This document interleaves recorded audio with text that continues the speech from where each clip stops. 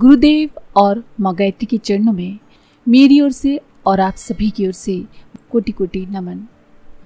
आइए अब शुरू करते हैं आदि शक्ति की लीला कथा के 20वें मंत्र का साधना विधान।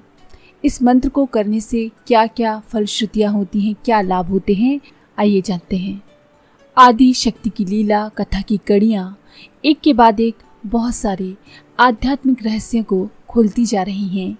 जिन्होंने भी इन कथा कड़ियों को अपनी जीवन साधना में उतारा है, उन सभी का ये अनुभव है कि इससे उनकी आध्यात्मिक चेतना सुविकसित हो गई है। माता भवानी का भाव भरा स्मरण उनकी मंत्रमयी लीला कथा का मनन चिंतन चेतना में चमत्कारी प्रभाव उत्पन्न करता है। इससे भवपाश कट जाते हैं, भवबंधन टूट जाते हैं और तत्व ज्ञान की नई ज्योति प्रकाशित हमारे हृदय में हो जाती है। हालांकि ऐसा तभी होता है जब साधक की बौद्धिक चेतना प्रखर और परिमार्जित पवित्र हो जाती है। महाराजा सुरथ कौन है? महाराजा सुरथ को हमारी जीवात्मा की तरह दर्शाया गया है और ऋषि मेधा को हमारे गुरु की तरह, हमारे मार्गदर्शक की तरह। महाराजा सुरथ अपने घर परिवार से दूर अपने प्रियजनों के वियोग में तड़पते रहते हैं, दुखी होते हैं, आसक्ति से ग्रस्त हैं। जब महाराज सुरथ का मिलन वैश्य से होता है, समाधि वैश्य की भी लगभग यही दशा है। वो भी अपने परिजनों से पीड़ित है और प्रताड़ित है। हालांकि पीड़ा के बावजूद भी उसे अपने घर की याद सताती है। स्वजनों का मोह बार बार उसे विकल करता है। ये दोनों ही अभी तक ऋषि श्रेष्ठ मेधा के आश्रम में आकर भी उनसे मिल नहीं पाए हैं, क्योंकि यदि ये मिलन संभव हो सका होता तो इनके रूपांतरण की घटना भी प्रारंभ हो गई होती। परंतु ये क्षण अभी दूर हैं। अभी तो बस महाराज सुरथ एवं समाधि वैश्य की परस्पर परिचय प्रसंग जारी हैं। दोनों ही विकल हैं, दोनों ही विहल हैं और दोनों ही मोह पाश में बंधे हैं। घर से दूर होकर भी रह कर घर की याद में डूब जाते हैं। स्वजनों से पीड़ा पाकर भी ये दोनों ही अपने स्वजनों के वियोग से पीड़ित हैं।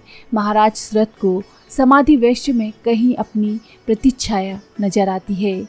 वे उन्हें अधिक गहराई से जानना चाहते हैं, उन्हें समझना चाहते हैं।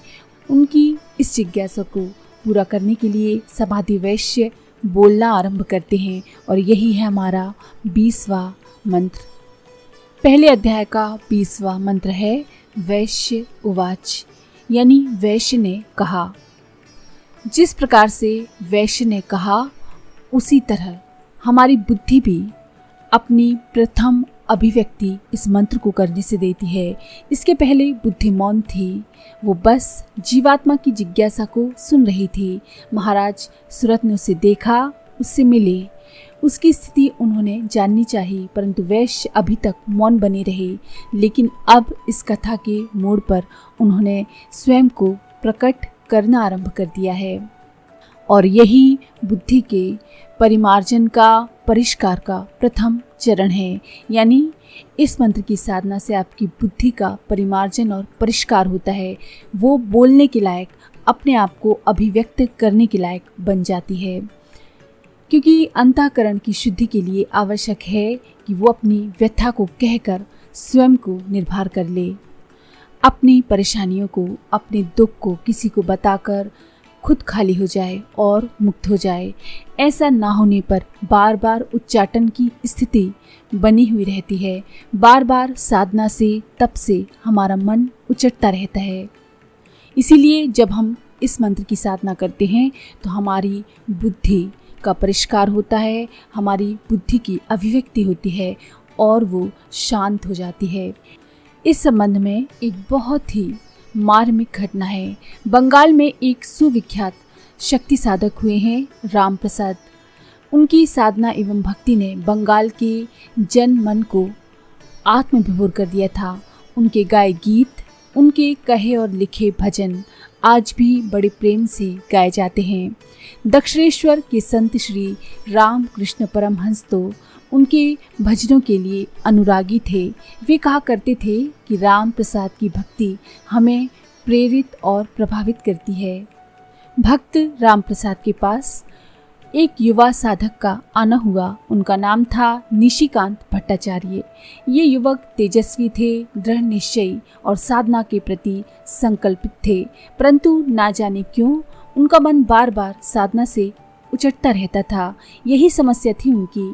श्री दुर्गा सप्तशती का पाठ उनका नित्य नियम था। उनकी दिनचर्या की प्रत्येक महानिशा तो पाठ में गुजरती थी अथवा माँ की नामावली के जप में। उसके स्वरों में आकुलता और विरह झलकता था। फिर भी उनके अस्तित्व के किसी कोने में गहरी पीड़ा भी छिपी थी। अपनी ये व्यथा उसने श्री राम प्रसाद को बताई।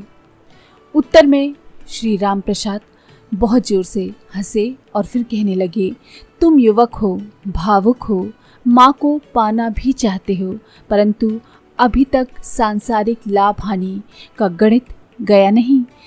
माँ के चरणों में तुमने अपनी बुद्धि का अर्पण नहीं किया, बस यही कमी है। बुद्धि को अपनी आत्मा की अनुगामी बनाओ। जब तक तुम बुद्धि का समर्पण रूपांतरण नहीं कर लेते, चित्त यूं ही बार बार उचटता रहेगा। जब तुम माँ की हो गए तो फिर बुद्धि उससे बिलक क्यों है, उसे भी अपना बना लो, सारी कथा सुलझ जाएगी। फिर उन्होंने हंसते हुए कहा, समाधि वैश्य को महाराज सुरत का सहयोगी, ऋषि मेधा का शिष्य एवं जगन माता का अनुरागी भक्त बनना ही पड़ेगा।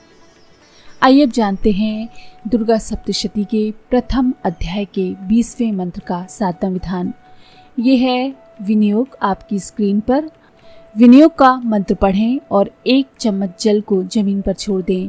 उसके बाद न्यास करें।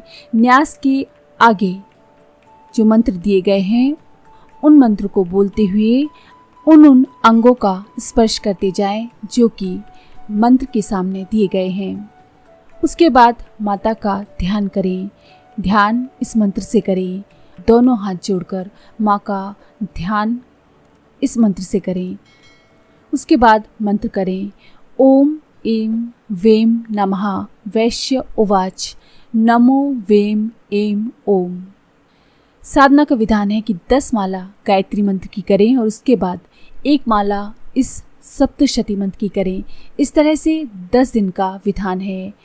उसके बाद दशांश हवन करें। हवन आप घृत से, तिल से और खीर से कर सकते हैं। आध्यात्मिक फलश्रुति यानी आध्यात्मिक रूप से आपको लाभ होगा कि आपकी बुद्धि का परिमार्जन हो जाएगा। आपकी बुद्धि में जो उच्चाटन आदि भरा हुआ है वो सब निकल जाएगा। आपकी बुद्धि शांत होगी, स्थिर होगी। और लौकिक फलश्रुति है कि बुद्धि का विकास हो जाता है इस साधना से।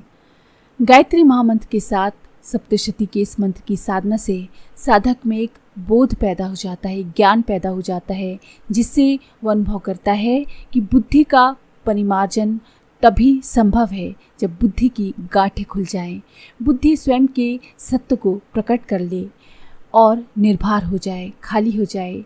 इस प्रक्रिया में शक्ति साधक को यह अनुभूति होती है कि अपने अंदर कई गांठें रखी हुई हैं और उनको हटाए बिना साधना संभव नहीं। इसे और कहीं ना सही तो स्वयं के सामने तो निवारण कर ही देना चाहिए। माँ के सामने तो कम से कम इन सब गांठों को खोल देना चाहिए और यहीं से शुरू हो जाती है परिमार्जन की प्रक्रिया। मेरे वीडियोस आपको कैसे लगते हैं? कोई कमी हो तो आप कमेंट में बता सकते हैं। तो अगर आपको ये जानकारियाँ पसंद आती हैं, मेरे वीडियोस अच्छे लगते हैं तो प्लीज़ लाइक करें, शेयर करें, सब्सक्राइब करें और बेल के आइकन पर क्लिक करके ऑल पर क्लिक करना ना भूलें।